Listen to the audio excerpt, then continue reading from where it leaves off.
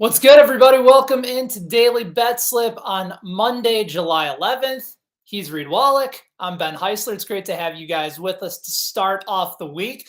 Reed, you and I get the chance to hang out for a couple days, do the show, build up a little chemistry and rhythm over the course of the week. And I know you did a little bit of traveling, not too far over the weekend, but welcome back from the beautiful beaches of I'm trying to remember the name of the area now. Southampton. I know your Midwestern flair doesn't sit with like the Hamptons vibe. For me, I'm a New York guy, so that's where I go. I'm a Hamptons guy. But yeah, I don't know if this lighting is doing as much color as I got this weekend. It's beautiful out here. So look, that's July right there. The dog days, trying to pass the time, go out, go to the beach, get some sun. But I'm pumped because we're talking college football, which is kind of where my attention is now. So I'm just pumped to get to like that 4:30 slot so I could give you a little bit of what I'm finding in the ACC. Yeah, I know that you've already got some instincts and analysis previewed for the ACC, so I'm looking forward to getting the start of my college football prep going through you. We also got a lot of fun stuff on the show today. Sorry, guy, Beers and Bow Ties is already in the chat. I always appreciate him hanging out with us. We will go over the bad beat of the weekend, which for me as a Cubs fan was not a fun one to watch, although basically punted on the season from the moment that it was opening day. We also got our best bets of the night in Major League Baseball. I also am going to sneak in a PGA play ahead of the Open as well. As Reed mentioned, the ACC preview is where we'll take things for our fun college football segment of the day. And we got a doozy of a game between Reed's New York Mets and Max Scherzer, who is an underdog, I believe, for the first time since 2020. He's on the bump today against Max Fried in Atlanta against the Atlanta Braves. Don't forget, you can vote on who you think is going to win that game. Your best bet, whether it's on the over, or under, on the Mets as an underdog, or the Atlanta Braves at -126 as a favorite tonight. Plenty of opportunities for you guys to weigh in, give us your thoughts, and of course, we'll take some of your questions over the course of today's show as well.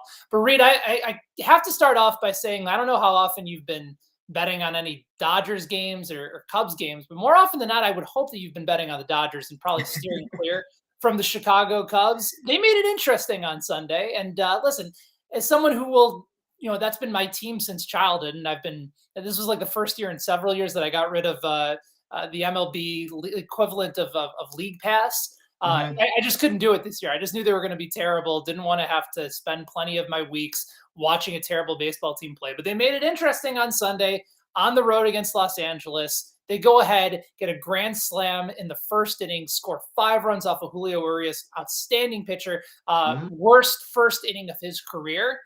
The Cubs, Reed, were up by 5 runs multiple times in the game.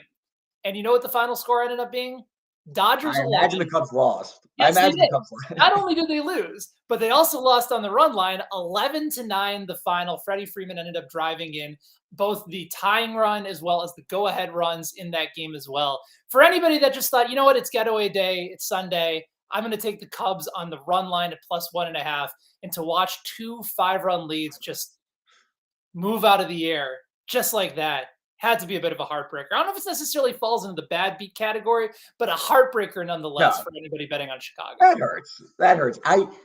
Is there anything more? I think this goes across all sports, but like the early stages of a rebuild, like you're not even at like we have some nice young players and like we're frisky good or bad, I should say. Like the Orioles right now are one of the hottest teams in the league. The Pirates are starting to look a little good. Like the Cubs are at like the stripped down to the studs part of their rebuild. There's still like time for this to like get worse. So that hurts. And like this is like one of those games where it's like, maybe we can get something here, like get a nice end this series on a high note, beat the Dodgers. Nope, just blow it. And there's nothing you can say when you're just a bad team, blow 5-run leads like it's nothing. It's like you're counting down the outs. You're just like hoping it's over. You just can't get there.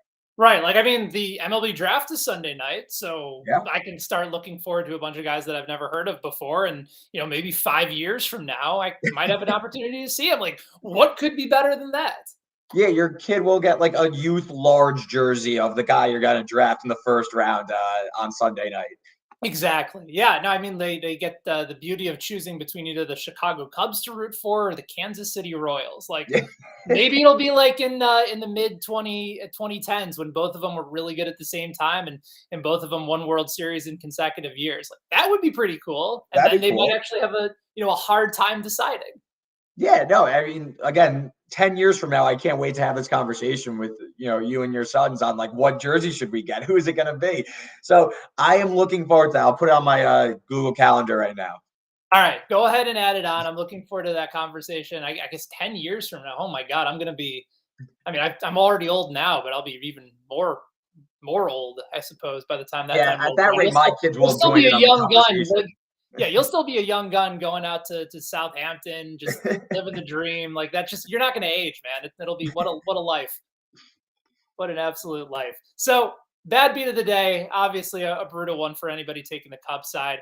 But let's dive into best bets. And right off the get go, Reed, we have a play from somebody that is going in on the game of the night. So we'll save our game of the night picks Mhm. coming up in a little bit. But let's find out where we're going with our community pick. It is our guy, Beers and Bow Ties at Cheese Grater 23. He's taking the Braves money line tonight against your New York Mets. He says, I see a lot of people taking the under 7. And while the starting pitching suggests under 7 should hit, let's not forget that both offenses are capable of a high number. Good players can figure out good pitching, be safe, and take the Braves money line. So I know we'll get into more analysis a little bit later, but do you look at the Braves as a money line play with two of the top pitchers in the National League going today as a safe play? Because I mean, I get it, Beers and Bow Tie. Like, it's Atlanta, and they're a really good team, and they're playing better than the Mets right now. But if Scherzer's on the mound, I don't know if I can necessarily quantify that as a safe play. Yeah, I wouldn't call it safe. I do think, like, I see the logic in backing Atlanta tonight.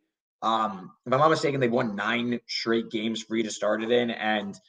But I saw Scherzer come out last week, first start back in several weeks off the oblique injury, and he looked absolutely dominant. Granted, he's playing a Reds team, but just for him to come out and look so settled in and look so comfortable, I don't know. The game, and I don't want to give too much of my analysis away for later, but I don't have a strong opinion. So, maybe you can leave now, but I just don't have a strong opinion here where I don't think there's a safe play either way on the side because, yeah, you're getting the hotter team at home. The Mets struggle against lefties relative to righties, but you're also fading Max Scherzer, who's in such a rare spot as an underdog and looked good in his first start back. The Mets bullpen is fantastic. I wouldn't call this safe. I want to wait and see how this goes because I think both sides know how important this series is. This isn't like one I'm eager from a betting perspective to be like, hey, let's go Right. head first into this one. I really see like a huge edge here because Max Fried, the Braves are winning all his starts, but like when is that going to run out? You can't, it's almost feels like Fried is due for a little bit of regression based on his underlying metrics. Yeah, and I think if I'm not mistaken, 13-4 over his last 17 starts. Yeah, I mean, it's Pretty solid number. And again, like it's reflective of him being a really good pitcher, but at some point he's had some rough outings where they've basically covered for him too. mm-hmm. But we'll get into that coming up in about, I'd say, good 20, 25 minutes for game of the night. So make sure you guys stick around for our analysis on that. But let's dive into best bets. You got 3 MLB games on the slate, Reed. I have 2 along with a PGA play. So let's just go back and forth a little bit. Go ahead and start with your play. I know you're looking in the AL Central for your first one tonight. So where are you headed between the Guardians and the White Sox? Yeah, I'm going to take the Guardians as small home underdogs, -102. The White Sox saying like that -115 range. I find myself really liking Cal Quantrill this year. One of like those underrated swing pitchers, has really been able to give a lot of length. Got a little roughed up his last time. I only pitched 4 innings, but pitches much better at home, 3.24 ERA. And I really like this because the White Sox lineup, it's just a mess. Since June 26th, the past about 2 weeks, lowest walk rate in baseball, just 5%. They're not going to challenge control a lot. They're playing in a hitter's ballpark. And Lance Lynn just hasn't looked the same this year after the knee surgery to start the year. ERA north of 5. I like this Guardians lineup. I like Cleveland kind of just come out and make a statement. I don't trust this White Sox team enough to be a road favorite with Lance Lynn, who struggled. Cleveland has the edge on the bullpen. Jose Ramirez, of course, always a threat. So give me the Guardians -102 to get the series off to a good start. I do like Lance Lynn, but not at this point. He's He just still doesn't getting have it this year. yeah, Plain simple. right, exactly. And it's Well, I'll get into your White Sox point in just a second, but this is still somebody that's trying to ramp himself up. Remember, he got hurt right around the start of spring training. That's a serious injury to have to try and come back from. And he's somebody that puts in so much motion and effort into his pitches that he's a guy that likes to go deep in games. When he can't reach that point, it's frustrating for him. And you've seen it so far in his early going that he's a bit frustrated trying to get himself going. And there's still some weird trust issues right now. Like Tony La Russa has kept him in the game too long when he was completely gassed trying to come back. I mean, this White Sox team, like you said, is in complete dysfunction right now. And there was also a report from Bob Nightingale at USA Today that was probably leaked by their front office that the whole clubhouse right now is not on good terms, that there's some cliques, that there's a lot of players that aren't showing a lot of leadership, and it's taking away from a team that was supposed to run away with the AL Central this year. So basically any opportunity you have right now to fade the White Sox probably makes a lot of sense heading into the All-Star break. Yeah, I also, for Daily Dinger, which you could read the full thing on BetSided, but I took Andrés Giménez, former Met prospect. Bats lefty. Lynn has struggled against lefty bats, particularly allowing them to hit north of 300. Giménez, I believe 8 of his 9 home runs have come against righties. So Giménez in that like plus 500, plus 600 range. I took him to hit a home run tonight as like kind of that long shot. So bonus best bet from me. I like it. Yeah, two plays that over in Daily Dinger for today that went up about 15 minutes or so ago over on BetSided as well. And I believe the weather in Cleveland, by the way, is warm and the wind is blowing out to right field. You can get that in our updated MLB weather forecast with all of the teams' moneyline odds as well as the totals for each game as well. For my first MLB play of the day, I'm going to go and look at the Padres and the Rockies.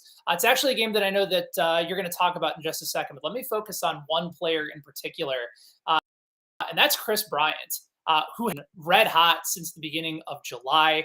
He has hit in 4 consecutive games. He has hit safely 9 of 10 and has been on base in all 12 of those games going back to, I believe, June the 30th. Great matchup today against Sean Manaea. Who at one point was a fairly dominant starter, but he's had some issues in keeping the ball in the ballpark for the Padres this year. Bryant comes into this game with a 971 OPS, which is a slugging against left-handed pitching over the course of his career. His career ISO or isolated power, 69 league average for isolated power, tends to be about 130, 140. So you're already looking at double that. The numbers for Manaea just aren't good, and now he has to pitch in Coors Field, where he's in the 32nd percentile in hard hit rate. He's in the 30th percentile in walks, fastball velocity in the 18th percentile. He's just not fooling a lot of batters this year, and Brian has just been locked into the plate. So perfect ballpark to hit in, perfect matchup against Manaea. Everything is kind of coming up Millhouse right now for Chris Bryant, and not only do I like his over on total bases at 1.5, Reed, but he is my Daily Dinger pick as well. You might as well go ahead and just do a double dip with Chris Bryant at home tonight for the Rockies, who are implied for 5.5 runs. Yeah, I guess I'm going to end up talking about my bet on this game, but I do think that this is going to be a bit of a shootout between the Rockies and Padres, of course, at Coors Field. Things get a little wonky there, but yeah, I'm totally with you here with Chris Bryant. The Rockies have good numbers against Sean Manaea to begin with. Hit 340, the hitters against him lifetime. So I guess I'm just going to segue into my bet, which is Padres minus 148 on the money line against the Rockies. I know it sounds counterintuitive that I'm a little nervous of Manaea, but I do need to take my opportunities when I can to fade Jose Urena. In his first start with the Rockies, just went to Los Angeles and shut down the Dodgers for one earned run over 6 2/3 innings. We were just talking about how bad teams can't beat the Dodgers. Urena has really fallen off as a pitcher. He's a highly touted prospect. Really just hasn't had it. Pitched a few for the Brewers this year. Got traded to the Rockies. He's a mess in my opinion. I don't trust him at all. So I think the Padres are the better team. And I also think that their hitting numbers are a bit weighed down. When they leave Petco Park, they're top 10 on the road in OPS this season. So I think they really get weighed down by the hitter-friendly park that is Petco, and they really thrive away from that. So give me the Padres to really hang a big, big number on Urena, on a bad Rockies bullpen. So I know it's a little juicy, but I'm going to take the Padres money line. I don't think you get opportunities to get this kind of price. this probably feels like it's going to end up being like a 9-7 game by the time things are said and done. Maybe I should go over, but I'll take the money line. No, I think the money line makes total sense. And again, like the Padres is just a team that you trust a little bit more than Colorado, even though once the Rockies return home, they kind of feel like a rejuvenated team. You're right. Plenty of issues in their starting rotation. Bullpen's been a mess throughout the course of the season as well. I don't mind that play. Mike, go ahead and tail that along with the Chris Bryant, get a little taste of both sides in that game. Second one on the board for me is also in the NL West. The Arizona Diamondbacks, Francisco Giants go at it in San Francisco tonight down by the Bay. I like the under in that game. Under 7.5, 105. Merrill Kelly, I think everyone knows at this point how strong of a pitcher he's been. 3.42, just under 100 innings pitched, got a 20% strikeout rate. One of the better pitchers in the National League who hasn't been either lucky or unlucky. He's just been really solid over the course of the year. He goes up against Alex Cobb, who has basically been the definition of unlucky. And you highlighted this a little bit in your preview today. So Alex Cobb has a strikeout rate of over 24%. His ERA is 4.74, but he has a fielder independent pitching of 3.07. The Giants defense has had all sorts of issues after being one of the better defensive teams last year. They just continue to find ways to let him down. But this is someone that's got a great strikeout to 9. He's keeping the ball in the ballpark. His ERA is actually more than 2 runs lower than his ERA at 2.70. So factor in fielder independent pitching being way lower and an expected ERA being way, way lower. I look at this matchup saying at some point regression is coming, and the Diamondbacks have had all sorts of inconsistencies hitting this year, especially on the road. 7.5 kind of feels like too many runs between 2 really good pitchers. One who's been the benefactor of a lot of bad luck, and the other who's just been really solid and consistent all year. And I like the fact that I can get that very good odds at plus 105.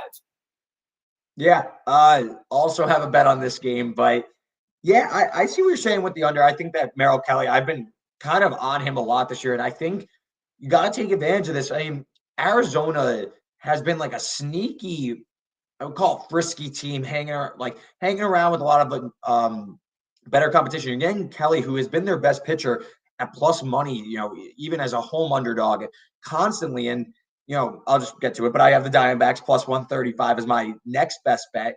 And I just did this rate purely just to tee you up on all your games. Make it easy just to get all these segues in. But I like Arizona here. San Francisco is really starting to fall apart here. We're in that NL West contention for a little bit when the Dodgers tipped off with some injuries. Giants have fallen apart now. They're hanging around 500. And over the past 2 weeks, Arizona 9th in weighted runs created plus on offense. The Giants 26th in that metric. And we talk about how Cobb is ready for regression. I understand that, but the Giants' defense has been bad this year. Bottom 5 in defensive runs added this season. I can't trust this Giants team that isn't hitting well, isn't defending well. You don't know what you're going to get from Cobb just based on his metrics. So, yes, he's hinting at regression, but at plus money, I'm going to take the hotter team over the past 2 weeks. So I'm going to take Arizona plus 135. And, hey, let's get like a 4-1 Arizona win. I'll hopefully be very asleep by then. I won't have to worry about it. I can wake up in the morning to a nice Arizona victory to cap off my Monday. All right, I think that's good. So we got 5 M's on the board for today. We'll recap them in just a second. But let me go ahead and just sneak in just a little mention that I like for the upcoming Open, British Open, the Open, British Open Championship. There's a million different ways that you can call it. I will, for this segment today, call it the Open. And that's Max Homa, who comes in at plus 170 to finish in the top 20. When it comes to the upcoming match. So he was great, played in the Scottish Open last week, finished tied for 16th, been really good. I like to look at strokes gained over your last 24 rounds. And for Homa in total strokes gains, he ranks 10th. He's 16th in his approach game, which you're absolutely going to need with your irons on a place like St.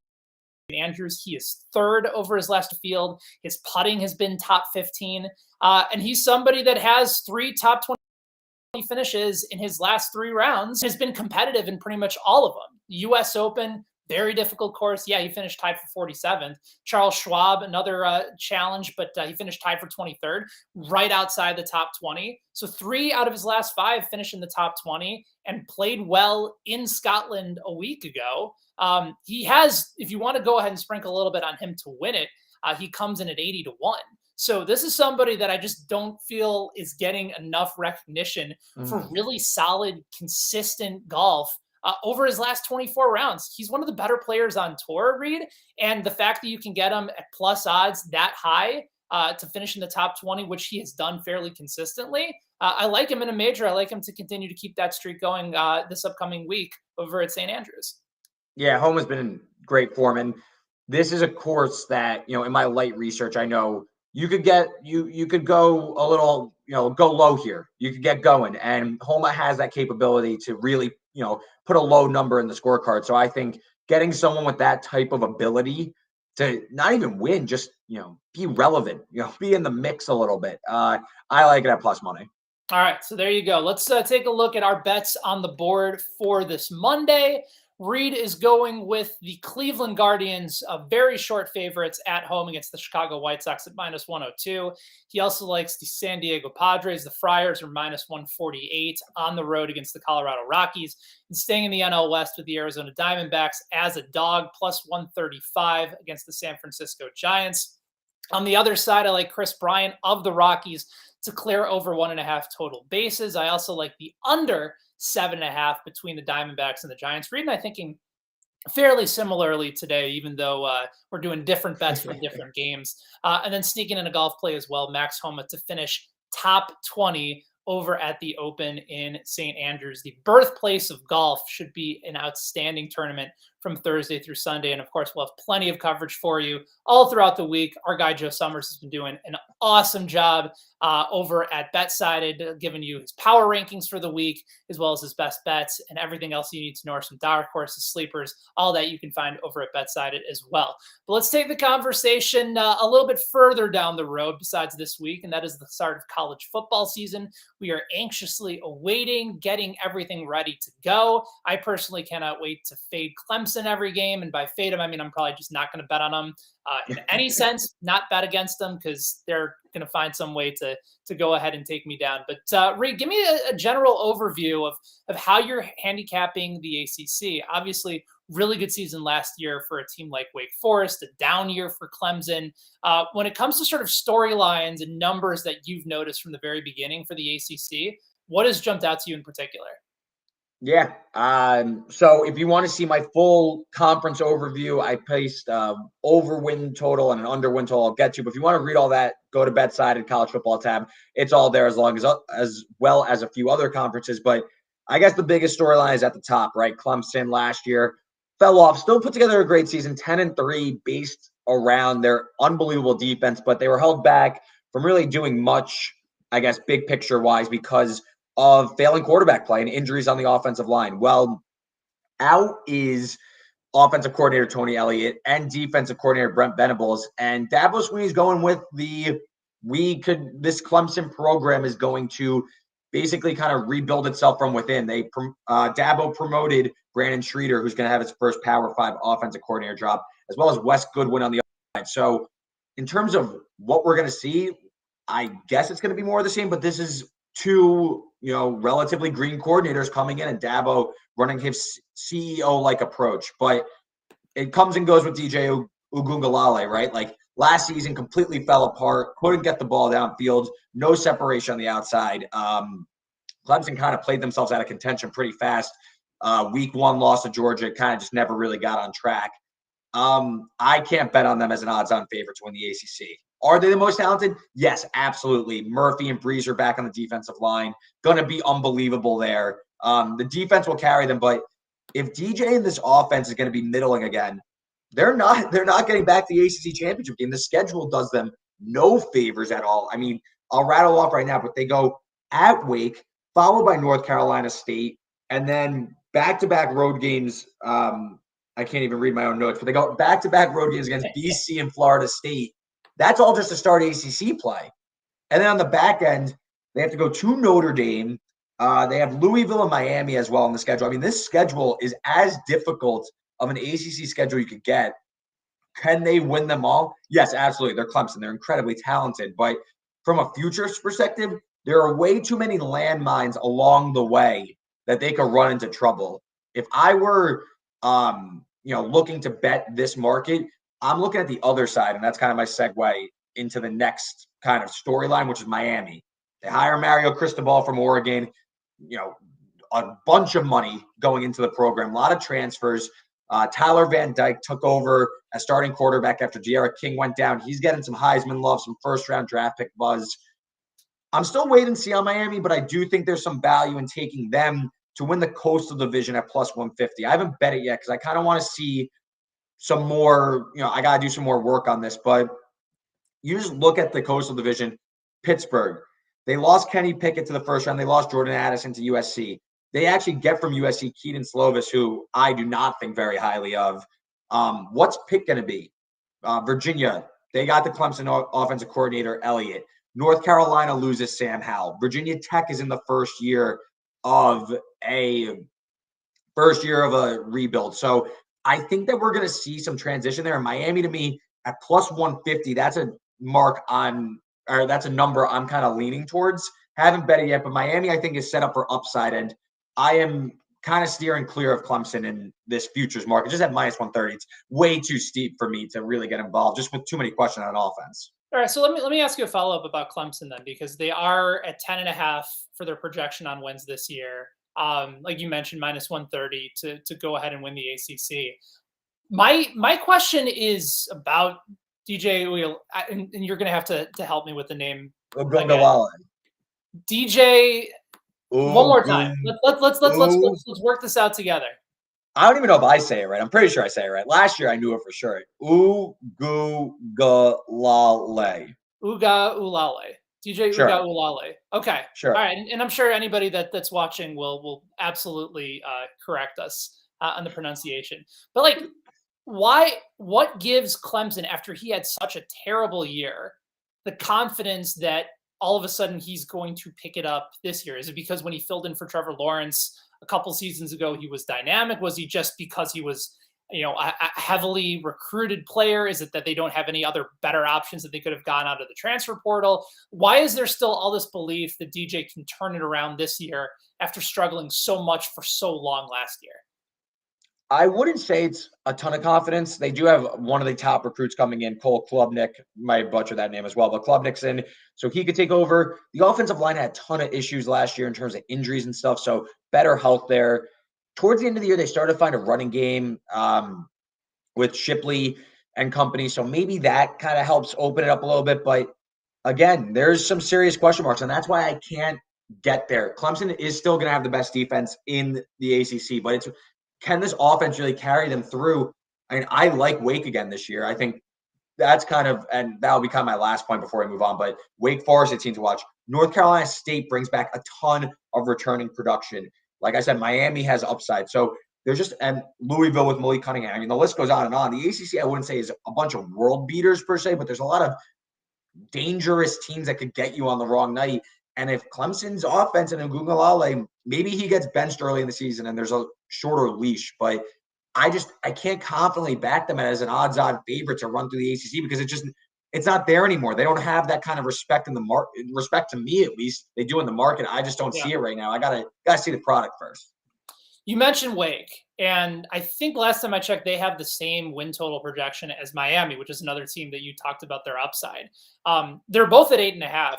Which of those two teams, considering that when you look at odds to win the ACC, Miami is far higher than that of Wake Forest, but they both have the same win total projections on the season. Who do you like more to come out of the ACC at that number? Would it be Miami at plus 550 or would it be Wake at 1,800? Oh, definitely Wake in terms of betting value because Miami's so short because they're in the opposite division. That's why I'm kind of angling for that Coastal Division bet at plus 150. I think is just a little bit safer in my opinion. Whereas on the other side, Wake has North Carolina State and Clemson in their division. So, you have to go one step further for Wake. You need to get that game at home against Clemson likely to have a chance. It's not life or death, but, it's pretty big. You get that, your numbers, is plummeting.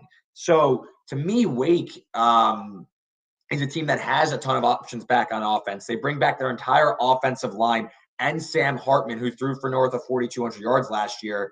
I also really like the defense. Pete Lambert comes from Purdue. Last year's defensive coordinator led to a massive jump. I know you don't like Purdue, but how good was their defense last year? I like Jaden Ivey, but yeah. Conversation for another day. But Purdue's defense took a huge step up last year with Lambert at the control. Wake brings him in. I mean, Wake's defense was terrible last year. Hartman had to bail them out. The defense could go from awful to just fine. Again, well, I'm not saying they have to be elite, but just fine. All of a sudden, the whole calculus changes for this Wake team that already had a banner year, went to an ACC championship game. So I actually think Wake, I'm on their over a win total. I think there's upside taking them in the futures market. Maybe it's to, I've seen some alternate exotic markets like win 10 games or win the ACC championship. I definitely see some value in getting in on Wake with some upside there. And I just think the defense to me has room to grow with Lambert at the helm. So I like Wake a lot. And then for my under bet, which you can go check out at BetSided, I have no idea how Georgia Tech plans to win 4 games. Like I don't have the schedule up in front of me, but I literally cannot find 4 wins on the schedule. I see two very likely wins. Mm-hmm. And then after that, I don't know where you're getting. Like you can get maybe one coin flip your way, but you're asking for 2 with a bad team that's likely has a lame duck coach. I just don't see it. So I like Wake Forest a lot in the future market. I hate Georgia Tech a lot. And I also like Miami in the future market. Those kind of 3 ways I'm angling to bet, and you can check all that out on BetSided. All right, so you can find all of that over at BetSided to check that out. Really quick, I know you mentioned like a couple of the teams. Is there one win total bet in particular that you like more than the other, whether it be the under on Georgia Tech or the over on Wake or maybe another team that we haven't had a chance to discuss yet? Who would be like, if you had to choose one team and one bet out of the ACC, where do you think you'd go? Georgia Tech under 3.5 wins. It was the first win total I bet. It was like plus 110, plus 115. It's now close to like minus 120. I still like it though. Let me pull up as I filibuster their schedule. I mean, it is as tough as it could get for a coach that is a lame duck coach in Jeff Collins, and they're really going nowhere. They open against Clemson. They're going to beat Western Carolina. They play Ole Miss at UCF, at Pitt. They're going to be massive underdogs in all those games. Then they're home for Duke. They're probably going to be small favorites there, so there's your second win. They host Virginia, underdog, at Florida State, at Virginia Tech, Miami, North Carolina. Again, all underdogs. They will be underdogs in all those games. And then they're at Georgia in the season finale, which, I mean, hello, what are we doing here? So you're going to be hard-pressed to find 2 more wins on that schedule. You can maybe get one, nice feel-good upset against like Virginia Tech or something, but you're probably not finding 2 there. So Georgia Tech under 3.5 wins, one of my favorite bets of the year, to be honest. All right, so Georgia Tech under 3.5. Go ahead and jump on that before the Sharps continue to push that number down. That's a look at the ACC. We'll continue to have some more early looks in the college football landscape for anybody that's looking to jump in on some futures. So if you are new to the Daily Betslip, make sure you guys go ahead and like it. Go ahead and subscribe as well, and that way you never miss any opportunity to jump on some of these futures markets. And of course, you can read Reed's work over at BetSided as well for even more previews. So you worked up Conference USA a little bit earlier today, so plenty of that. We'll see Mountain West a little bit later on this week as well. A lot of college football in the early going. This is the good stuff, man. All the good stuff. Like, yeah, no conference is being left out in the cold here. Like you're going through all of them. Yeah, no, I'm pumped about it. I mean, we had a great year last year. Pumped to get into it. And yeah, I mean, it's great just going through the process. I mean, we're fighting through like summer league and MLB slates. Like I kind of like looking ahead to football season. This week I started to realize, like, all right, it's time for football. Now that basketball's kind of settled down, like no more games and stuff. It's off season. Like it's time to start looking ahead to football. See, I tried to, and before we get into the game of the night coming up in just a minute between the Braves and the New York Mets, I was a little bit downtrodden when I finally came and checked back in just after the 4th of July. I'd been traveling for about a week and tried to take a bit of a mental break off Twitter in the process. But I all of a sudden I turn on my phone, I'm back in the States, and I see that USC and UCLA are joining the Big Ten next year. And I have this rule to myself that I'm going to go to the Rose Bowl at least one time in my life, but I'm going to save that opportunity for the 1 year that Indiana football is good enough The to make 1 the year. Rose Bowl. And now I got to deal with USC and UCLA in the conference. Like it's just never going to happen. So I My look one at that news and I'm just sad. Like it's just they're never going to get to Pasadena. The only time they'll get to Pasadena now is to play UCLA, and that might have to be the time that I go. No, do you really think though Lincoln Riley and the Trojans are getting like wound up to go to Bloomington in mid-November for a game in like 25-degree weather? Like no way. It's going to take such a learning curve for USC and UCLA to get ready for like smash mouth Big Ten football. They're going to be so shell shocked after like years of pounding up on like Arizona and stuff. Like now they're going to have to play the Wisconsins of the world week by week. I mean, no way. There's going to be some serious learning curve there. Do you think Lincoln Riley is beyond pissed off about the move? Like he thought this was going to be like the cush job of going and coaching in the Pac-10. I don't think Pac-12. Lincoln Riley. I don't think Lincoln Riley cares much about anything with the money he's getting paid and the hookup he has at USC. Meanwhile, he probably has such a bonus already baked in with the TV deal they're going to sign with the Big Ten. So, I feel like he could suck it up. he could eat it. Yeah, that's true. That's not going to be a whole lot of defense being played from USC. They're just going to try and outshoot all the teams that are going to try and do I formation against them and what could go wrong. So plenty more college football conversation ahead, but let's transition back into baseball for our game of the night. New York Mets plus 116 last time we checked over at WynnBET Sportsbook. Still a couple more minutes left for you guys to vote both on our Twitter poll for the game of the night as to whether you're taking the Mets as underdogs, the Braves as favorites, or the over or under on 7.5 tonight. I already mentioned, Reed, that I have one bet on this game. It's not either on the side or the total. It's a little bit more specific, and I know you're kind of leaning in the same direction, but just a dynamic pitching matchup in a NL East battle that we've been kind of waiting all season for, just to see whether or not the Braves were going to start climbing up the mountain back to try to catch up with the Mets. And conversely, whether or not the Mets, who have been fairly good and consistent throughout most of the season, were going to be able to hang on to this lead. Overall assessment of the game, and then your best bet of the night for this game. Where are you leaning, and what are your thoughts? Yeah, again, I kind of said before, I'm not super like I'm pumped to watch it because it's a big game and you got two studs on the mound.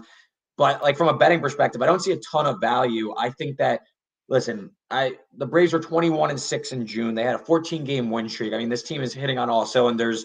Acuna's healthy.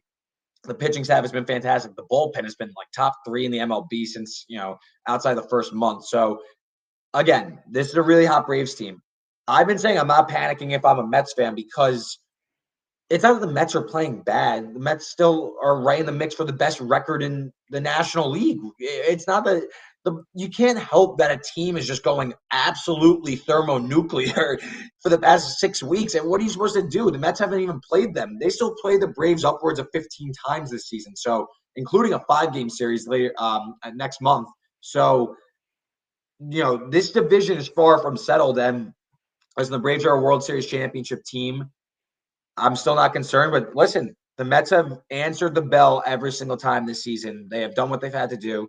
Now you got to go out and beat the champs and, establish yourselves that, hey, you guys made your run. That's cool. But hey, we still have a 1.5 game lead. Now we're going to push back. So I'm pumped Scherzer on the mound. The Mets kind of rearranged their rotation. They pushed Scherzer back a day to make sure he was starting this opener. I think big spot for him. I trust him as much as anyone besides the other guy on that's coming off injury soon in DeGrom. So, I am still cautiously optimistic in this Mets team. Braves are a little scary at home, but listen, you're going to have Max Scherzer at an underdog price. That doesn't happen a lot. No, it doesn't. But what about as far as your bet goes? If you are taking a side or just taking something specific from this game, do you have a play? Yeah, first 5 under 3.5. It's a little juiced, but I think that this is a Mets team that's kind of went collectively cold at the plate, but I think both pitchers are going to show up. I think they get off to a hot start. You're going to see both guys go at least 5 innings. I just think you're looking at a really tight game that's going to get late in there, probably deciding the, 7th, 8th, 9th inning. I think this is setting up for a full game under even, but I just want to keep it, avoid any variables because both offenses are prone to going deep, tagging bullpen. So first 5 under 3.5 with Fried and Scherzer on the mound. All right, I like the play quite a bit. I'm actually kind of thinking something similar. I like the I under. know you mentioned that. You said you like that play. I do under 1.5 for me as far as the first 5 innings go, but under on the Atlanta Braves side. This is a full meatball. Max Scherzer is going to go out and shove perspective.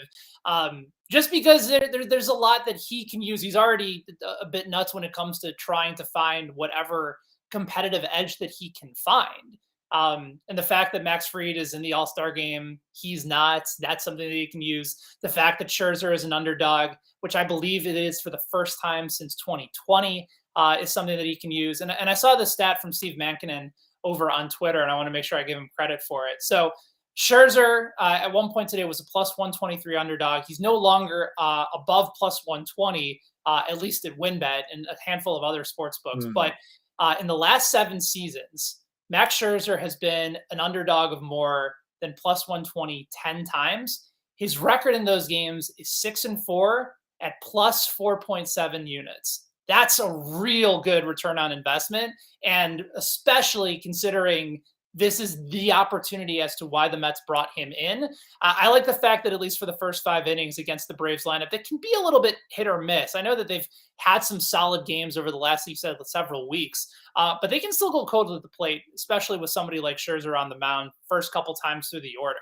So the fact that I think he can hold them to under 1.5 runs in that matchup, and I've actually seen the odds go down. It was at minus 120. It's now at minus 105. Gives me a little bit more further of an opportunity to jump on board that number. So Scherzer shoves tonight. I would probably, if I had to take a side or a total, I'd probably lean on the under at 7.5 as well. But I do think this is Scherzer's opportunity, especially in those first 5 innings, to just come out and look as dominant as he possibly can be. Also a little bit more rested coming back from that injury compared to Fried, who has been going throughout the course of the regular season.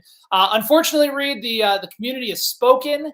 And they are not on board the Scherzer train. They are taking the Braves. They are siding with beers and bow ties with his pick of the Braves on the money line.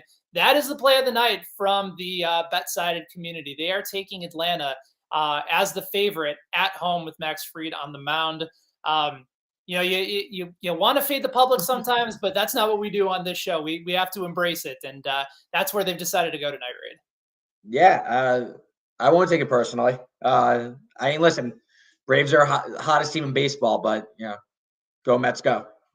Go Mets, go unders in the first 5 for both sides. That's how we're looking for this to clean up today. And that is our show. Appreciate all you guys hanging out and spending some of your afternoon with us here on a Monday. The 2 of us will be back again on Tuesday for Daily Betslip. Again, at a special time, slightly earlier than you're typically used to seeing us. We'll be back live at 4 p.m. Eastern tomorrow. Plenty of stuff to get into. Our best bets of the night, bad beats, game of the night as well, and some more college football, I would imagine, on the docket for tomorrow. So for my guy, Reed, also thanks to our producer and director, Joanne. I am Ben. May all of your best bets hit tonight. We'll see you again tomorrow. So long.